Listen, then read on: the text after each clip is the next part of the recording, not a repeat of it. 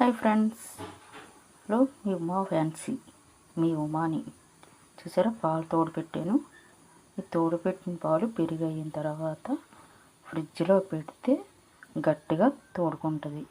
ఆ మేగడ తీసి ఒక 4-5 రోజుల్లో మేగడని తీసి ఇలాగా స్టోర్ చేసి ఉంచుకుంటే అది 4-5 రోజులకి ఇంత మేగడ అవుతుంది. ఆ మేగడ్ని ఇలా మిక్సీ గిన్నెలో వేసుకొని బాగా మిక్సీ చేస్తే మనకి మిక్సీ చేసి తపాల్లో పోసుకుంటే వెంటనే ఈ వెన్న మనం తిప్పే అవసరం లేకుండా వెంటనే వచ్చేస్తుంది. మిక్సీ చేసి ఇలా తపాల్లో పోసాను. దీంట్లో కాస్త నీళ్లు పోసి అప్పుడు చేత్తో ఇలా తీసేస్తే వెన్న మొత్తం వచ్చేస్తుంది. చేత్తో తీస్తే ఇక ఎంత వెన్న వచ్చింది. ఇది ఒక గిన్నెలో మంచినీళ్ళు పోసి అప్పుడు దాంట్లో పోసాను.